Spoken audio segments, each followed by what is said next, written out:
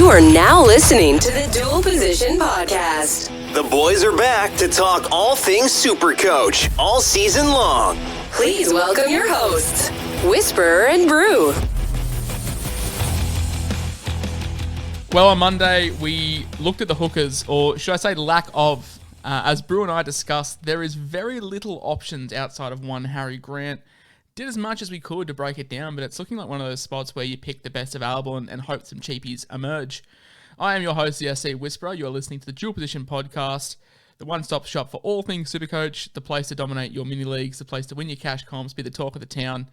As always, I'm joined by my wonderful host, Brew SC. Mate, as we saw on Monday, hookers a bit slim, but today we're looking at front row forwards, and there looks to be a far more options available. Yeah, there's plenty of options, and we're going to discuss quite a few of those today. I think there's one set and forget at a decent price, and I think majority of your serious teams will have that person. And then I think beside that, it's a little bit of a lottery, but hopefully we can help out the viewers with their decision in that. That one man, mate, Payne Haas, not too much more to say. Once Matt Lodge left, once Tevita Pangai left, he skyrocketed in terms of his output. A little bit of a slow start to the year, but came home very, very well. Yeah, so 68 average for the season for Payne Haas. He's at 595,000, which is probably a steal for him. Has the best base in the position of 54. His attack is only 15, but we know he does have the attacking potential, and he did play in a really poor Broncos side for the last few seasons. His minutes last season did dip a little bit. They went down to 60. Hopefully he can get those back up again this season and take on more of a serious workload without Pangai, without Matt Lodge, as you mentioned. His 60-60 was 65%. So he's really reliable. Nearly 70% of the time, he's going to go 60 plus, which is brilliant. Speaking of 60-60, in years 19 and 20, he actually did that figure 90% of the time, which shows why he was such a super coach stud. And hopefully he can get back to that. His average for the season, little fun fact, if you take out the injury-affected game at the end of last season, was actually 71. So that's elite. Yeah, he is a stud. Like, he is, for the last 3 years, he has been elite. Some people may be concerned about the syndesmosis that he suffered at the end of the season, but the first thing I did was message Brian Sini, aka the NRL physio, and said, what are these like with performances? And he assured me that a syndesmosis is not going to hinder Payne Haas. And for that reason, mate, he is in my side. Any changes to you and your team with surrounding Payne Haas? No, he's been in the entire time, and short of him being injured in the preseason, he's not leaving. Yeah, the only time that I'm probably ever going to look at getting him out. I don't even know if I will get him out during Origin. I think he's just one of those guys that I'm going to have barring injury from rounds 1 to 25. Not a whole lot more to say. Number 2 on the list, Isaiah Papali'i. He has the dual. We'll touch on him in the front rower section because I'm just not sure what Brad Arthur's going to do with him next year. Look, he was elite playing 2RF. Coming off the bench, he was fantastic. But the issue that I find is I'm not too sure where he goes, whether they start with Sean Lane and Ryan Madison, because him coming home last year, he went 46, 45, 74, and in that 74, he played close to 80 minutes. So he's basically you're just over 1 ppm kind of guy. He's going to have to get 65 minutes to be back at sort of where he is, and he's going to have to get 65 minutes on the edge for my liking. Yeah, so when he plays at prop, I haven't done the stats on what his average and whatnot is at prop, but it did dip a lot. And his minutes went down extremely much when he was playing at prop as opposed to second row. I think he's priced out of consideration this year. He's nearly $700,000. Not knowing where he's going to line up, whether it be prop or if he stays on the edge, it's a bit of a risk to take. Going through his numbers from last year, they're absolutely sensational. They're easily a standout. He averaged 78.5, which is phenomenal. His base was 54, equal with Payne Haas as is the highest. His base was 27. The only other man that can match that, I'll talk about in a little bit. And 67 minutes, 70% of the time going 60-60. So, yeah, he was elite. But personally, he's someone I'm going to have a wait and see. Hope that he dips in price before I look at that option. Yeah, 100k more than Payne Haas and averaged, nine and a half points better. But I'm just not sure. Look, if we get guaranteed that he's going to play 65 minutes on the edge, I don't mind the 700k. But that comes with a big caveat that he has to play minutes on the edge. And for 700k, I probably just can't take that risk. Another man that I can't take a risk on either is Luke Thompson. No idea what's happening with him. I think he's in a similar boat to Nelson Asofa-Solomona right now and coming at a hefty price more. Look, he is a workhorse. He will pump through the work. I'm not worried about him getting through the work. I'm worried about him staying on the field or even getting on the field with whatever regulations they have and they put in place with COVID vaccinations. You've got the stats on him, but just passing the eye test, he churns out work, and I'm not concerned about that. As I said, it's a case of whether he's going to get on the park. My concern, I haven't even really factored that in, to be honest. I didn't know he was one of the ones in that kind of COVID bubble. It's not, the Bulldogs have bought so heavily. I don't know what that will do for him. Maybe it gives him more attacking upside. Maybe he plays less minutes with more impact. I don't know, but he's not the only stud in that pack anymore. So it might be a reduced workload. Going off last year's numbers, his base is equal to that of Haas and Papali'i, so he's a lead in that category. Only 15 attacking stats, but he played for the Wooden Spooners, so that's to be expected. Only actually played 56 minutes last year. He had a really good PPM. But for me, I just feel like there's better options that I would prefer to take. You talk about him not being the stud in the pack anymore, and the Bulldogs have sort of acquired heavily, and that brings us on to Tevita Pangai Jr., a guy without the hugest base in the world, but he makes up for it in the evade, or the power is what we call it when we refer to base and power. Plenty of offloads, plenty of tackle busts.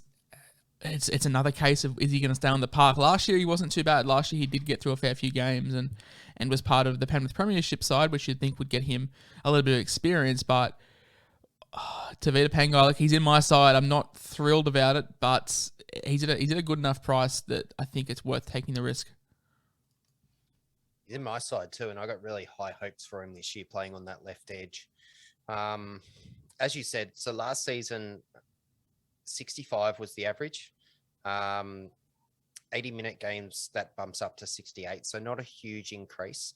His average minutes for the season was 61. Obviously, his time at Penrith did drag that down a little bit. Brisbane used him a little bit funnily at times as well. Sometimes he came off the bench. Sometimes he started on the edge. Sometimes he played at prop. So it was just really hard to know what Pangai was going to do last season. But when he did start, 68 average is great. That pushes him up around the Payne Haas figures. His attacking upside's massive, so equal highest in the position of 27, and 67% of the time actually went above 60 last year, which is actually really good. If you said that 70% of the time a player was going to go 60 plus for your team, you'd bank that. So it's all well and good for us to say that we like a player or we don't like a player, but I guess we have to give the reasoning as to why we like him so much. What is it? The stats? Is it just a feeling you've got? What gives you big expectations for Tevita Pangai? Playing outside Matt Burton for one.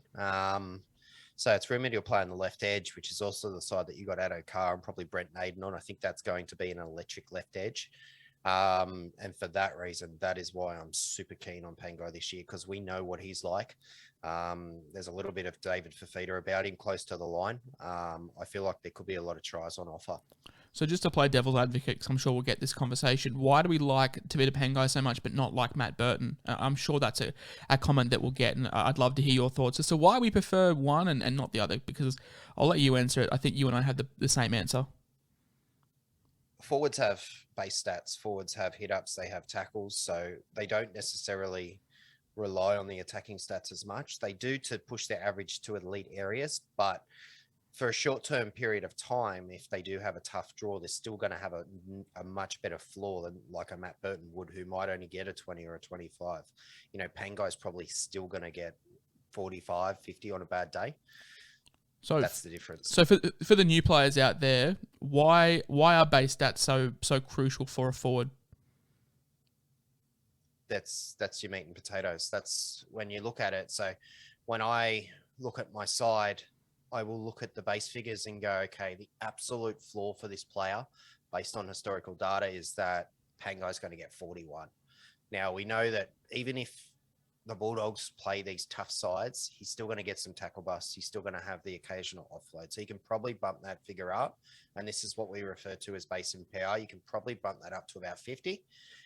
If they get 50 on a bad day, that's not going to ruin your round. It's not going to ruin your season because you'll make up for it at some point in time when he scores 120 on the edge. If Burton goes through a sustained period of time of 20s, 25s, because the Bulldogs are losing 18-6 or 30-6, depending on who they're playing, that's only one real opportunity for Burton to get his bread and butter, which is try assists, line break assists, etc. So, as I said, I know the answer to this, and a lot of people know the answer to this, but I will explain it. The reason why we like base more over backs is because it's a lot more volatile. Is that fair to say when it comes to guys like Matt Burton who need those sort of try assists to rack up a high score? Yeah, absolutely. And you don't, like, people might say similar for fullback, but fullback's different. They're workers as well. They take the hit ups. They get the tackle busts. They get the offloads as well in the modern game. So they're a bit of a different kettle of fish to compare to now. Bit of a hybrid, basically, when it comes to your scoring. Cool. I just wanted to cover that because I do get quite a fair few questions asking why we talk about base so much and why forwards generally are a little bit safer. For you guys that are seasoned SuperCoach players, you know what we were talking about, but we have to cater for everyone because we do get new players all the time, and it's always good to grow the game. So after all that, we like Pangai just because of that X factor that he has, basically a cheaper version of Fafita with an improved half. Obviously, Nathan Cleary at the Panthers, but he wasn't really playing much on the edge. Ivan Cleary sort of rotated him through the middle a little bit. He stuck to Liam Martin, Kick-Out, and Capewell as his sort of back rower options and rotated Eisenhuth and Sorensen and Tevita Pangai through the middle. So, yeah, I think Matt Burton is a different kettle of fish to you guys like your Brodie Crofts or your Albert Kellys or your Tyson Gambles, who we touched on. But don't be surprised to see Pangai have a game where he has 30 in base, but 30 in base and maybe 45 points in evading, because he just racks up tackle busts and offloads, and he loves doing that as well, which is very similar to Fafita, who we'll touch on Friday. Now, we've got all that out of the way, mate.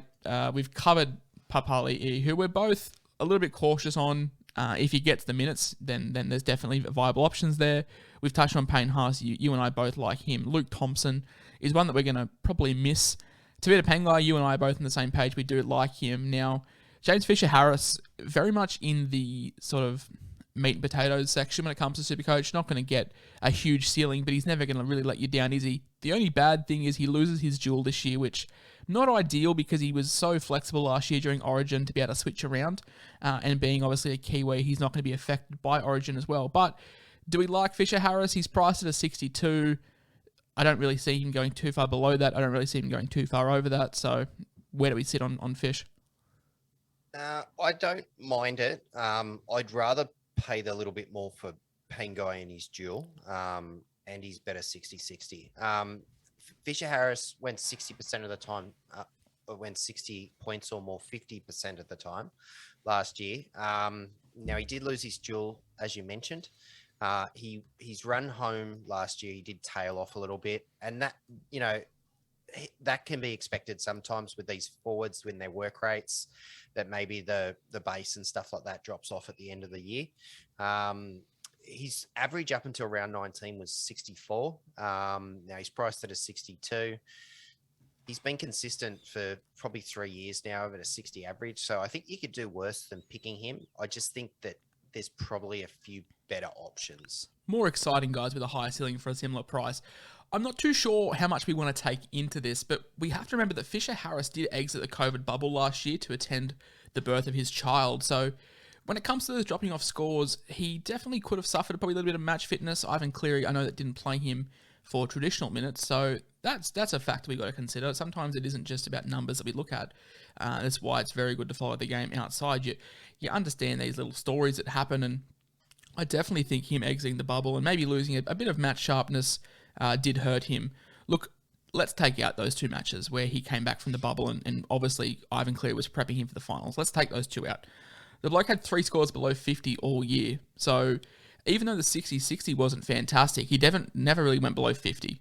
So sometimes the 60-60 isn't a fantastic metric, but he is super, super consistent. I do agree with you. If you are a much safer player, I don't hate the idea of just picking him because you know what you're going to get. He's your standard 50 to 65 points kind of guy. Awesome.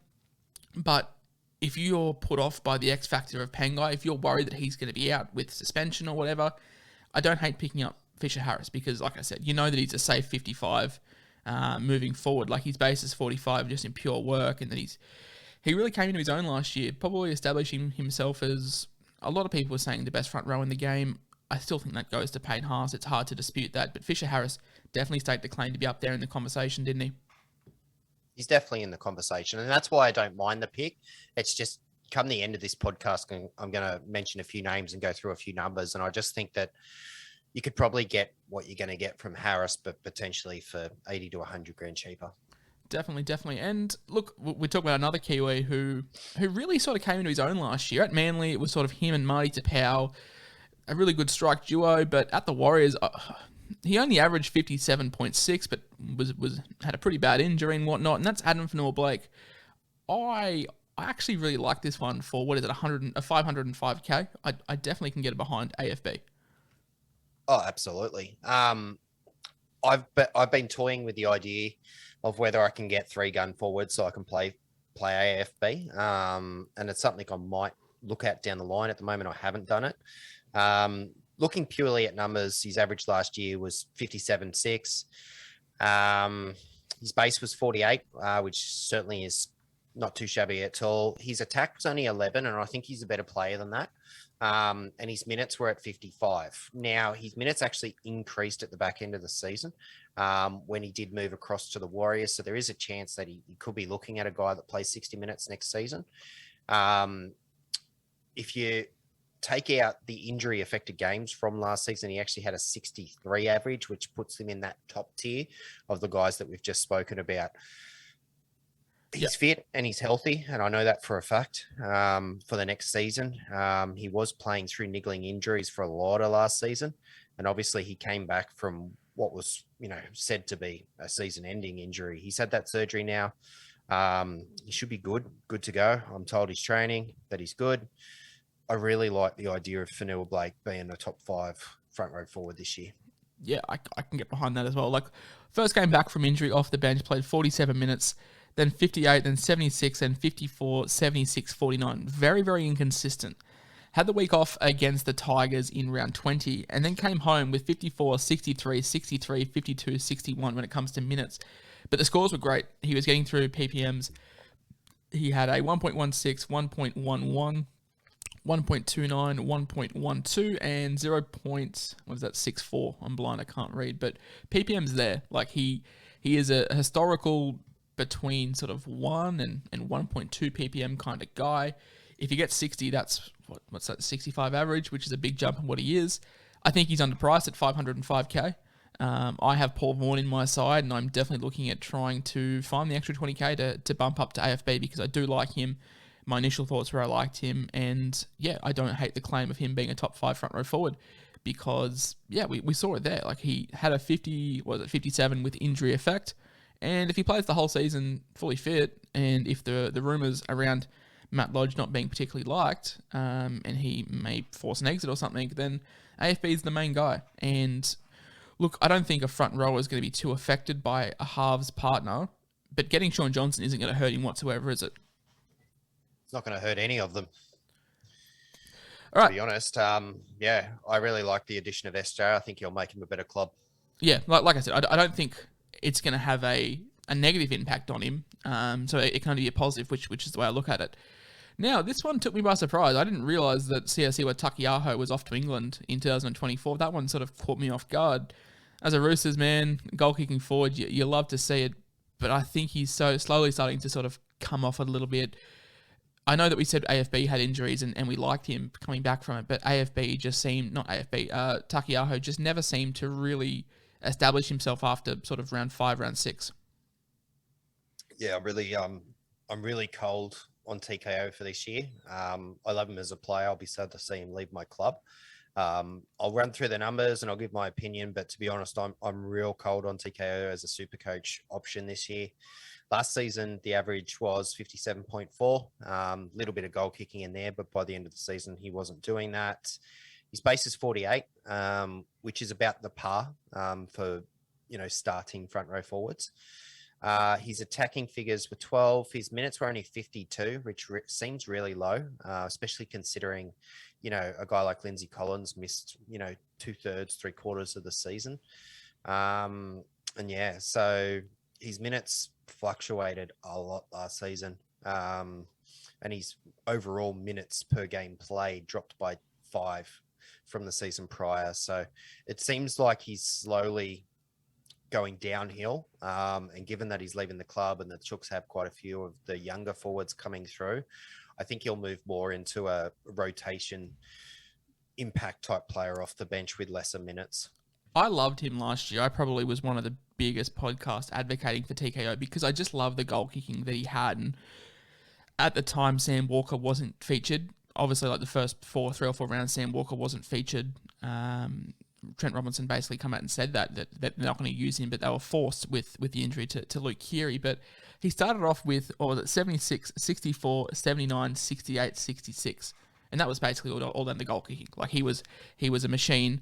But after that, I think he had 4 games over 60 for the rest of the year, which included basically all 4 of them. 5 games over 60, and 4 of them were in the last 4 rounds when Trent Robinson went through that weird phase where he was playing Jared Waerea-Hargreaves for like 80 minutes a game. Takiaho was playing big minutes, and I think he was forced to because the Roosters' young sort of forwards didn't really deliver. You think of guys like Daniel Saluka-Fafita, who got sin-binned, just didn't really do a whole lot. Egan Butcher probably wasn't ready to play big minutes in first grade, so Trent Robinson was forced a little bit to play his middles in for big minutes. And I don't see that happening. We saw that Robbo was very happy to rotate his guys midway through last year whenever there was a niggle or a drop in form or whatever.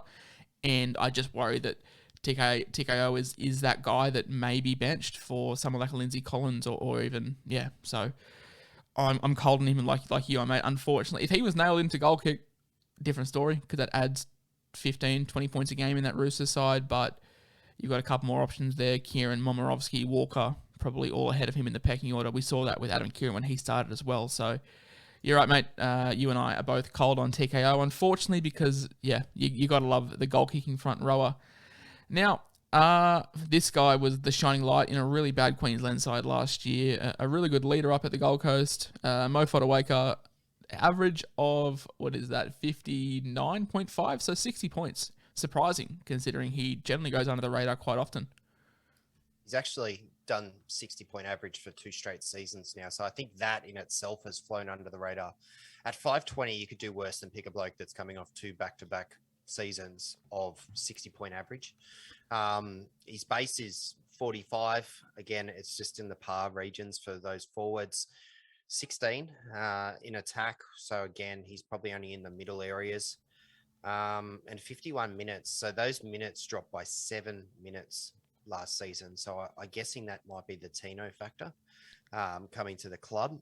I'd be interested to see if he did get a increase in minutes, what he could average, because his PPM was fantastic. So yeah, he's not the worst option.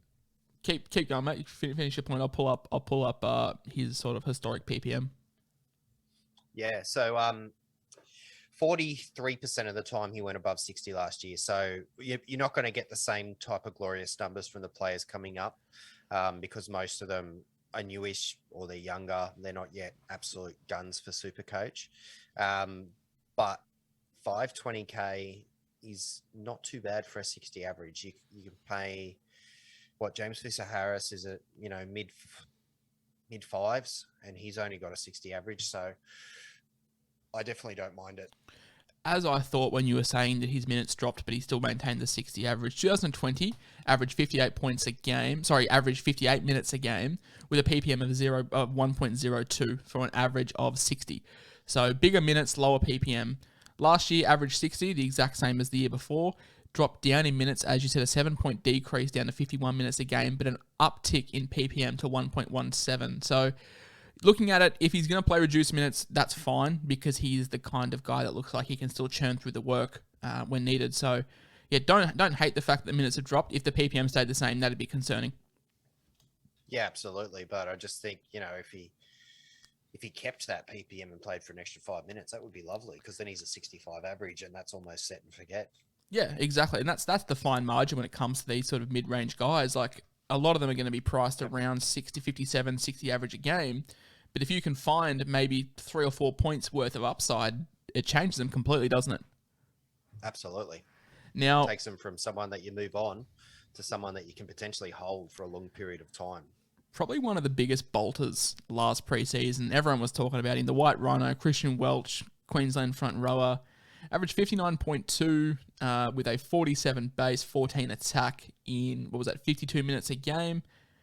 With the news going around, mate, we touched on this with Brandon Smith. He's going to have to play 13. There's guys dropping out. I like Welch. I think Welch is going to have to play some decent minutes until everything resolves itself.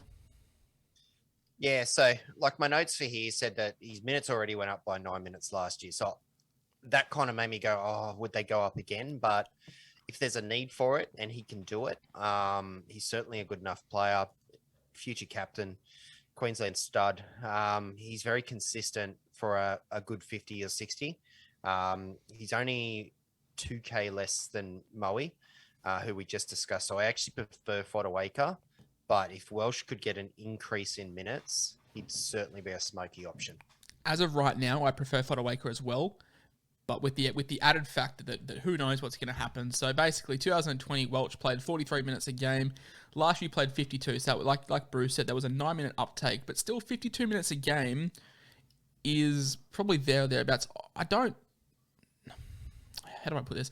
I don't think he wouldn't be able to play 55 to 59 minutes a game, and that would bump him up with his PPM to around that 65, similar to what we discussed with Fotuaika. So he's not a guy that you will have all season, because you'd think once Nelson, Asofa-Solomona, and either if Tui comes back in or one of the bench guys sort of starts to pick up a little bit, you'd think Welch's minutes may drop down because he is so reliable. Bellamy knows sort of what to get out of him. But for the first 5 or 6 rounds, if he does get that minute increase, even if it's only 4 or 5 minutes a game, like, I prefer him over Fotuaika if that is the case. Yeah, I agree. He needs the minutes, and the unfortunate thing is we get through a full round before we get to see proper minutes in the NRL. So it's going to be backing your gut. If you see something and go, you know what, I look at that lineup and this is what I think the minutes will be, then just back yourself. Now, Daniel Saifiti has come out of nowhere. I'm sure Knights fans have appreciated him for years, but I remember he was picked for Origin, I want to say 2020, and he was an eyebrow raiser. So everyone sort of like, oh, where did this bloke come from? But he started in Origin, and ever since then, he has been a fantastic leader for the Knights. And as someone that lives here in Newcastle but doesn't go for the Knights, I get to sort of look at him without that aspect, and he is a very, very good player. He is probably one of the best attacking props in terms of like try scoring ability. Doesn't churn through as much work as the other guys. You look at someone like in pure base, he gets through the work. He's probably one of the higher base guys when it comes to these middling guys. But I guess when it comes to tackle bust and offloads, he's not as exciting as a Tevita Pangai, obviously. But he just churns through work. He is priced at $515K, cheaper than Welch. And look, I don't know what's happened with David Clemmer, but Adam O'Brien just does not seem to favour him. So Saifiti, Daniel, that is, could just continue to see an uptick in production. Yeah, so his minutes were 54, which is, again, that's pretty much a normal type of range. Around that 50 to 55 is quite normal for a prop. But at times last season, he was forced to play 80 minutes. So he's definitely got a motor on him. He's got brilliant base, as you said. So he's actually in the same conversation as your Haas's and Papali's when it comes to his base. He's only slightly below them, and he's above all the other names that we've mentioned. So he's definitely a worker. He would just need the minutes. And last season, his minutes fluctuated heavily. When he got good scores, it was generally because of scoring. He needs to add kind of the create, evade stats, I think, to really push himself up into that elite conversation. I do think he can be a 60 to 65 average player. Yeah, he's got to find that free hand in the tackle. He's just got to get an offload, and then he'll be a weapon. The problem being, he's still young, but so some of these younger guys develop that over time. So it could come down the line. It's just being able to, jump on at the right time, I guess. What does worry me about him developing that offload is they've got Frizzell and they've got Barnett, two guys who are, I won't say erratic, but definitely look to get their hands free. And I'm not too sure if O'Brien wants a third guy in the mix to be like, all right, let's chuck the ball around even more. But if you can find it, definitely and we're saying this for a lot of these guys. Like, apart from Haas, a lot of these guys have big caveats against their names, don't they? And that's why Payne Haas is so reliable, because it's hard to really put a bad thing against his name. Papali'i, we worry about the minutes. Pangai, we worry about him getting on the field. Thompson, same thing. Fisher-Harris, not really exciting. Safe pair of hands. Takiaho were cold on. Fotuaika, Welch, Saifiti, all in that sort of similar boat, aren't they? Apart from AFB, apart from Adam Fenorah-Blake, who has that explosive X factor, these guys between your 500 and your 540k, it's probably throwing a dart at a dartboard and not hoping, but if you make an educated decision, if you say, look, I watched Saifiti last year, I can see him developing. It's like things that the stats can't show you. The eye test is so key, isn't it? Absolutely. And you can throw a blanket over all these recent guys that we've spoken to. Most of their stats, most of their numbers and their price are all similar. So if you're going this price route, then you're just going to have to back yourself, do some research, have a look at the draws and see if there's something you like and take your punt. And that might be what it comes down to. As you said, Welch, Saifiti, and who was the last one we were talking about, and Fotuaika. Yeah, you can throw a blanket over them, and it might just come down to whose draw you prefer to start the first 5 or 6 rounds. If you don't want to go a Payne Haas route, or if you don't want to go one of the cheaper guys who we'll talk about in the next sort of 10 minutes or so. One guy, mate, I am very, very cold on. I'll have to wear a jumper when talking about him. Is Martin Taupau. Now, Father Time, as we said with Damien Cook, he's undefeated, and Taupau is slowing down. No two ways about it. He is. I'll run through his numbers, and then I'll give you an interesting stat. So he's very similar to the others. So 58 average, 47 base, 15 attack, which is slightly higher than, say, Saifiti and TKO and even AFB. Minutes 50, which is far less than the others. So I know it might only be 4 or 5 minutes, but for props, that's a lot of minutes. 4 or 5 minutes is upwards of, it's massive. 7-8 points.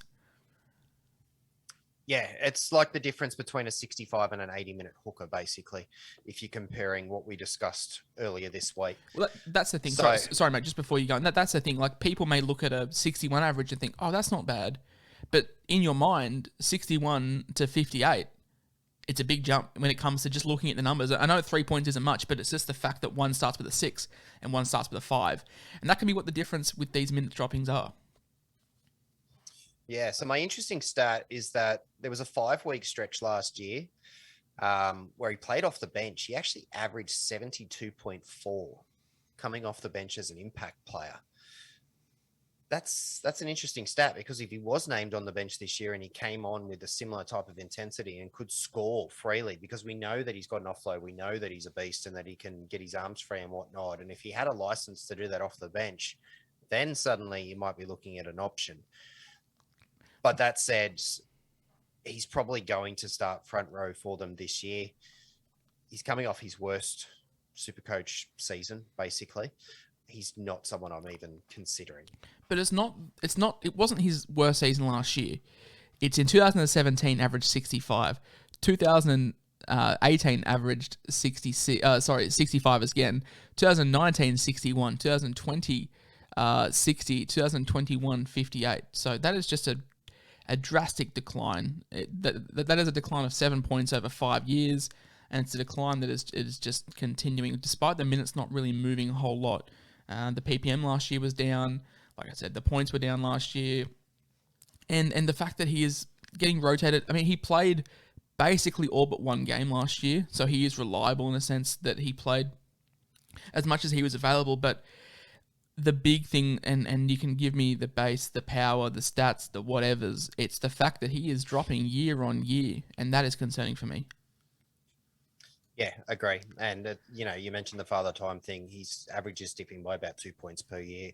If he's going to average 55 or 56 this year, simply put, there's better options. And that's going to round out the quote-unquote guns. I mean, we could have stopped guns at Payne Haas, and that's about it. But look, that's sort of every guy up until the 500k price bracket. We do have we've got six guys between sort of 460 and 450k. So another lot of these guys you can put blankets over, but I think a few of them here we like more than others, and I think a few of them have better points. We keep mentioning his name, Nelson Asofa-Solomona. Now, at 460k, for me right now is a no-go because of the COVID situation. Until we know more, I can't go near him. But what can we expect from him once cleared to play? Is he a guy that we could look at, especially if Bellamy decides to bring him back to the bench? We might get him at a slightly reduced rate. What are the stats that suggest Nelson could be relevant this year? I owned Nelson last season for the majority of the season, believe it or not. And I had these high hopes that his minutes would increase and that his PPM, which for now for 3 seasons has been 1.2 all the way up to 1.5, which is elite PPM.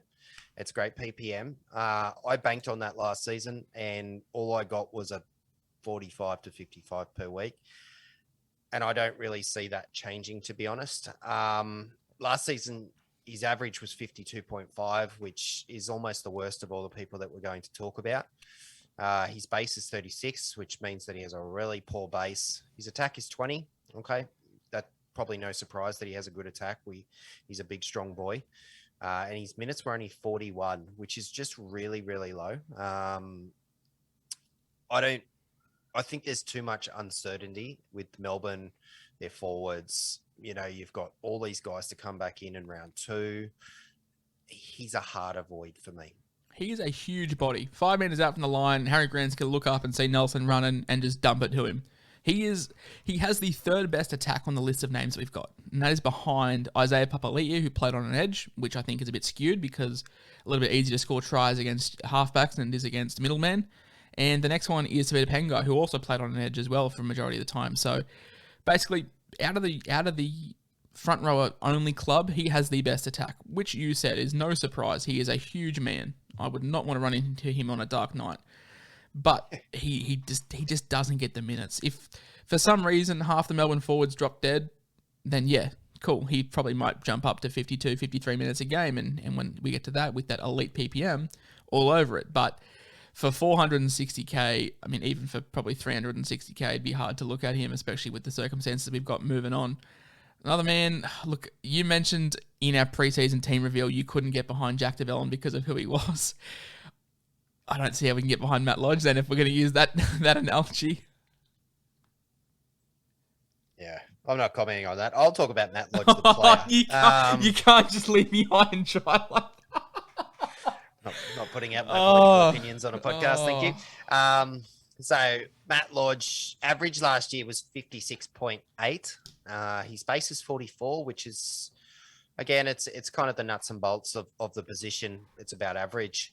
His attack is actually good, 17, which would actually rank him 4th, I think, of all the guys that we've spoken about today. So that's good areas. 52 minutes was the average for the season. However, he had a increase of 5 to 7 minutes when he moved across to New Zealand. So that figure might be skewed a little bit. You could actually see him playing a bit more minutes. His base was 46 at New Zealand. His average at New Zealand was 62. So I wanted to differentiate the two because these numbers were actually a lot better with the increased minutes at New Zealand than they were at the Broncos. So I haven't heard he's out of favour stuff that you mentioned earlier, so I can't really comment on that. But based on pure numbers, at 498k, so a little bit higher than the guys that we're currently discussing, I don't hate it. I think he will have a good season. But again, there's some cheaper guys that we will discuss very soon that I prefer. Yeah, I think you can put a red line through the first couple of rounds when he was at the Broncos. Remember, he did a hamstring as well, so he'd be working back from that, which is never easy for a front rower. And yeah, him in New Zealand was fantastic. I really, really like him. At 498k, though, I much prefer AFB at 505 for the $7,000 price difference. I think AFB just has so much more upside than Matt Lodge. I'm not saying Matt Lodge is a bad option, but it's probably what we're going to get from him. A couple of years ago, when the game was a little bit slower, he was elite. I think he averaged 64. But yeah, as time goes on and the game gets quicker, I think we're moving more and more away from guys like Matt Lodge, despite he'll serve a job for New Zealand. Mate, look, this one hurts to talk about because all preseason last year I called Tino Fa'asuamaleaui one of the biggest traps going around. And then I watched the last trial game recently. I think he scored 2 tries against the Warriors from memory, and then I said stuff at easy to my side. And a little bit of a letdown for Tino, wasn't it, last year? The problem with him is he was so lethal at Melbourne because he had Cameron Smith feeding him balls over the advantage line. Now, I think that is so key to note. It was Mitch Rain last year. It was Aaron Clark. And no disrespect to those guys, but they aren't Cameron Smith, are they? No, definitely not. There's no statues of those blokes. What you said makes sense because his PPM dropped heavily at the Titans. His minutes were better, but the PPM did drop off. He didn't actually have many attacking stat numbers either at the Titans, which I found really surprising. He had quite a few at Melbourne. I guess that's why so many people last preseason were so high on the bloke. I tempered my expectations last season for Tino. I didn't really think he was going to be this 65 to 70 average that everyone was saying that he was going to be. I owned him for all 25 rounds of the season, and I flicked him around and played him as necessary. And he became a very handy guy to own. But I realized by the end of the season, he was the bloke that you only play if he plays lock. You do not pick him if he plays prop. His numbers at lock, are absolutely horrid. So the really frustrating thing with Tino was, and I remember back, I'm looking at it here, round 4 against the Raiders, the bloke played 71 minutes, 71 points in base, 24 points in evade, had 93 in 71 minutes. The week later, he played the Knights. Now, I wouldn't say the Knights or the Raiders were too far apart when it comes to their sort of team stocks. In fact, I think the Raiders probably had a better forward pack on paper, which is what Tino was going up against. So 93 points in 71 minutes, basically all in base. The next week against the Knights, he played 66 minutes, so a 5-minute drop-off for 26 points. He was just so up and down, and we could never rely on those base stats as a good metric, could we? No, overall his base stats for the season were 49, which is pretty damn good. But as I said, it just depends where they're going to play him positionally. I assume that he goes back to lock. But we don't know. That's the issue. The 49 base, yeah, it was exceptional, but the problem was it was 49 base. That's it. Whereas other guys, you chucked in a bit of evade there, you get a score here and there. But for Tino, that was kind of it. Yeah, fantastic work rate, but not a whole lot more. I'd like to see that base drop down and the evade go up, similar to a TPJ. I know that he's the example we're using, but yeah, the problem with him was the inconsistency that we had. Some weeks it'd be a monster performance, the next week it'd be very similar minutes doing nothing, and that was kind of the story of the Titans last year as well. I mean, Fafita was another one that we could bracket in that situation. What are we thinking with Tino? I'm assuming it's a hard no. I might consider it if he played lock, but I wouldn't do it to start the season. I'd want to see something from him first. I'd want to see something from the Titans because there was a lot of inconsistencies there last year, and it was really frustrating as an owner. To be honest, lock could be on the cards. They've lost Peachy, and we've got Mo Fotuaika. We've got Jared Wallace, who played some really good footy last year, so they could probably be the 8 and 10. And like I said, with no Peach, could be 13 on the cards for Tino. I'd probably have to see some more. Even if you told me he was starting at 13, I'd have to see some more before I jumped in, especially at the price point when there's some other guys that we've spoken about. And the measuring stick for me is AFB at 505k. Measuring stick for me is the bloke we're about to talk about. Yeah, look, as a Tigers fan, mate, I really, really hope you're right. Go on.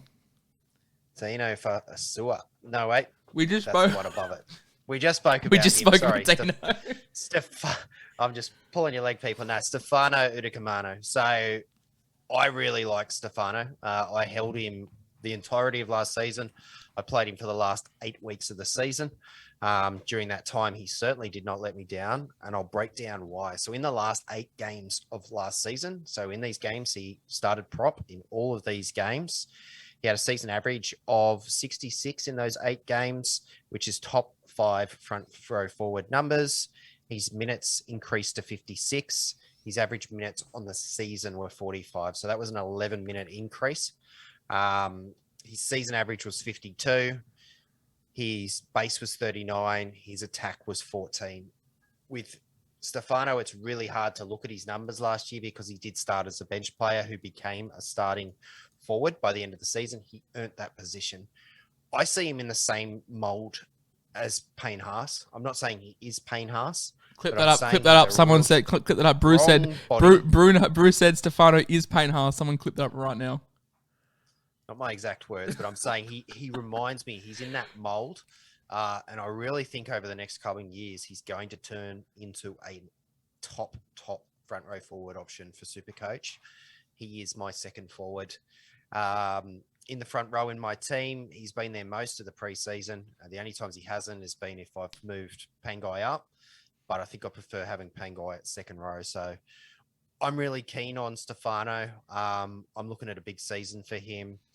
I think worst case scenario, you're probably looking at a guy that will punch you out a 60, 65 every week. He showed last year that he has that little bit of attacking upside with his tries that he scored as well. So I am all in on Stefano. So what do you think he's going to average? Like realistically, give me a number. Somewhere between 64 and 68. So you're saying we're getting 15 points of value out of Stefano, which would make him probably one of the best buys of the year. Personally, I believe that. I could be wrong.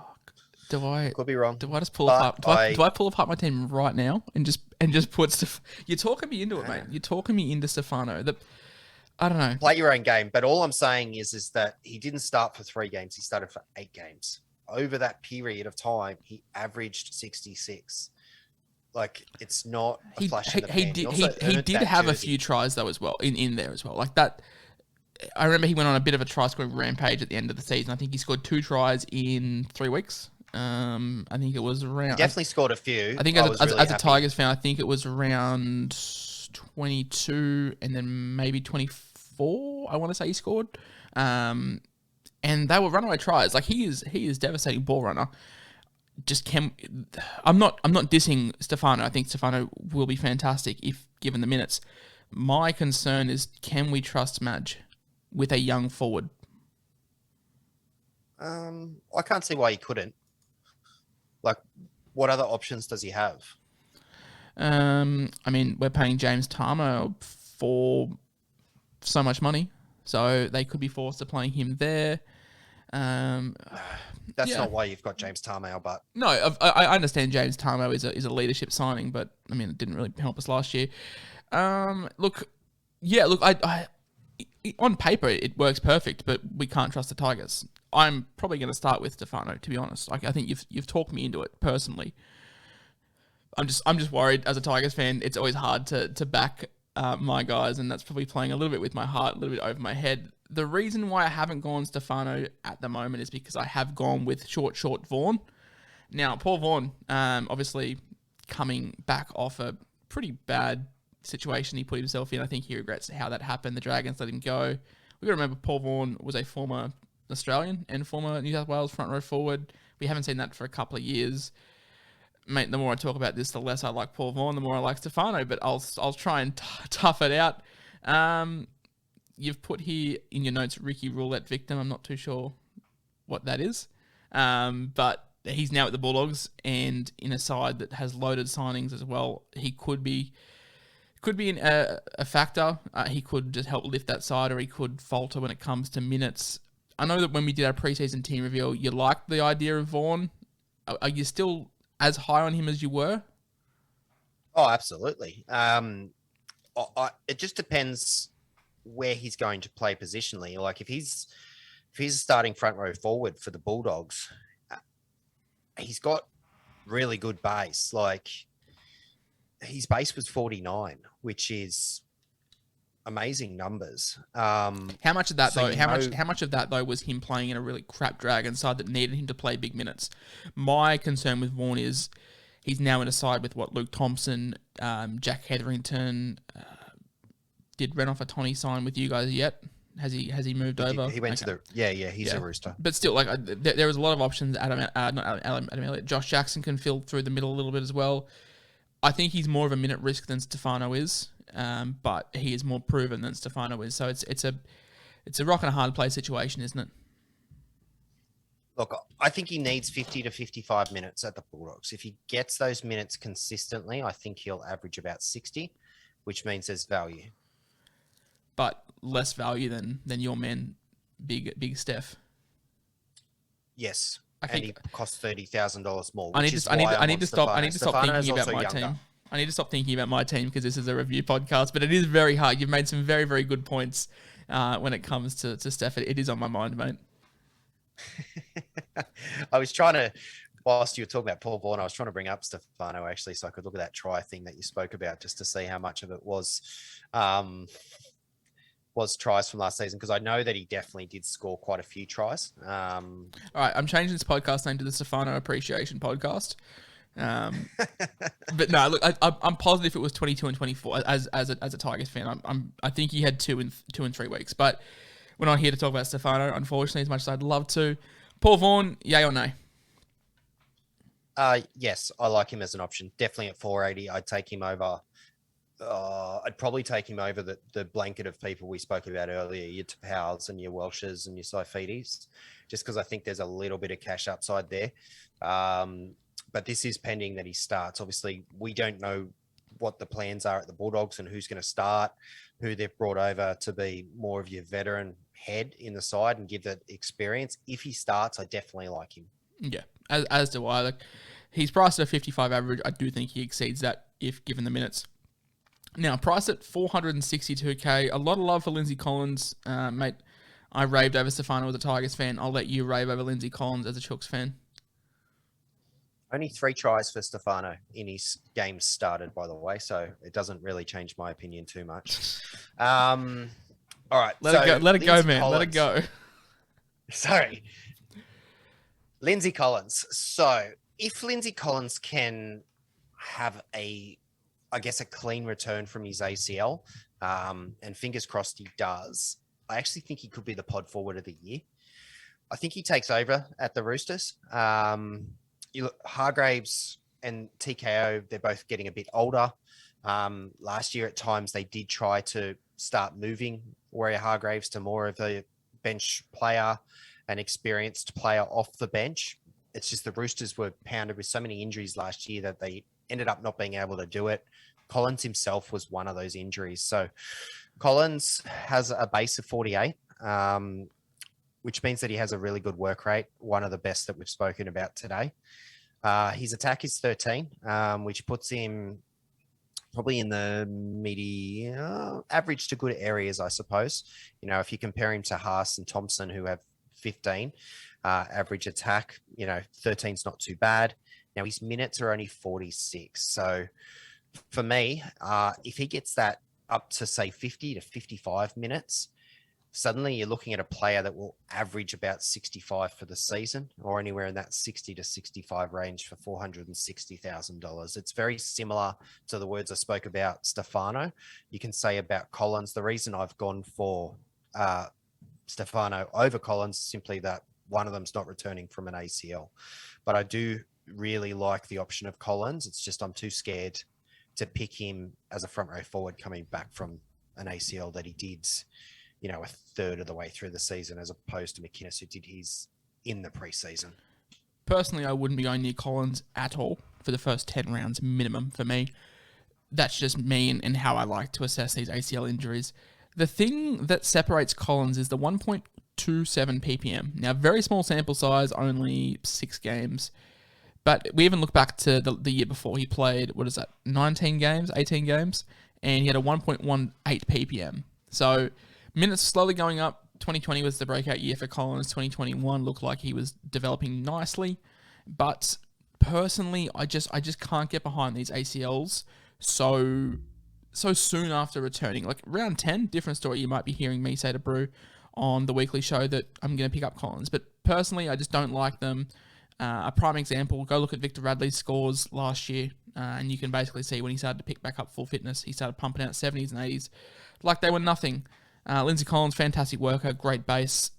If you aren't stressed about the ACL, if you don't care about it, then I think I agree with Brew. He could be one of the best buys of the year, especially at the price range. $460, there's definitely some upside there. For me, I'm just scared about the ACL. That's my only sticking point, mate. Yeah, and that's what it comes down to. Do you trust the player returning from the ACL?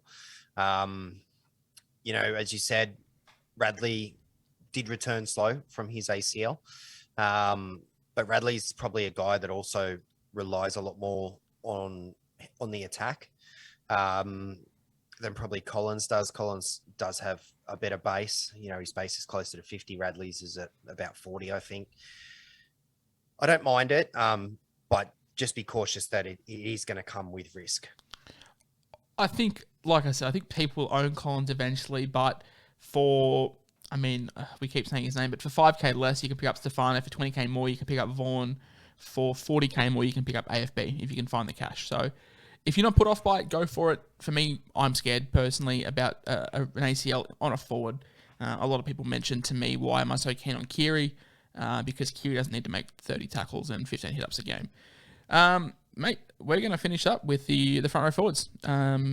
Join us on Friday. Actually, today's Wednesday. So join us on Friday. We're going to be breaking down the 2RFs.